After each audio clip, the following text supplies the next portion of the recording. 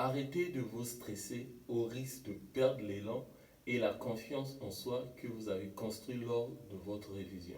Vous devez savoir, quel que soit le type d'examen, il est essentiel que vous soyez confiant et en forme.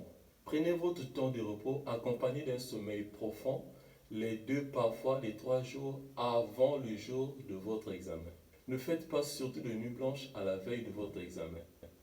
Arrêtez avec les révisions de la dernière minute dans la salle d'examen au risque de tout mélanger. Bonjour chers abonnés, dans cette vidéo je vais partager avec vous mes conseils sur que faire le jour J de l'examen. Si c'est votre première fois sur Prof Jacous, je vous invite à s'abonner sur ma chaîne pour ne rien rater. Suivez-moi également sur Facebook et sur Instagram.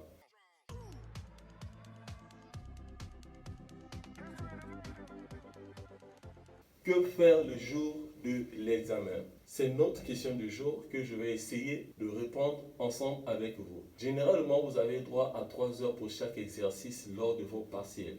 Alors, comment s'y prendre? Premièrement, vous devez savoir lire et comprendre le sujet. Comme moi, j'ai toujours l'habitude de faire, je prends tout mon temps à lire et relire le sujet pour une bonne compréhension afin d'éviter un hors-sujet. Après avoir compris mon sujet, je peux à présent utiliser mon brouillon tout en soulignant les mots-clés et en les définissant.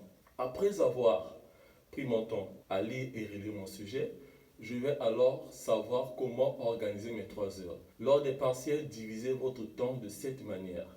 Un temps pour le brillant, un temps pour la rédaction de la première partie, ceux de la fac de droit savent de quoi je suis en train de parler. Vous allez prendre un temps pour la rédaction de la seconde partie et un temps pour la relecture.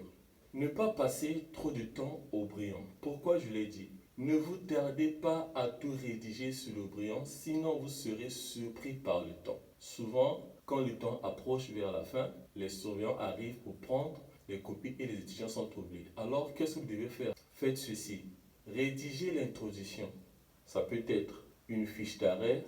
Vous devez mettre également sur votre brouillon les articles importants et des arrêts importants. Ça, c'est ce que vous devez mettre sur votre brouillon.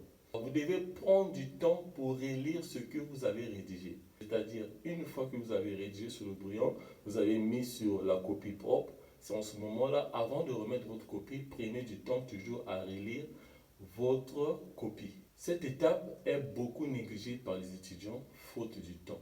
Le fait de relire votre copie vous permettra de corriger certaines fautes d'orthographe, de grammaire et même de syntaxe. Certains professeurs ont le dégoût de lire une copie remplie de fautes et vont jusqu'à enlever des demi-points par faute, ce qui pourra vous ramener en dessous de la moyenne. Chers amis, je suis à la fin de cette vidéo.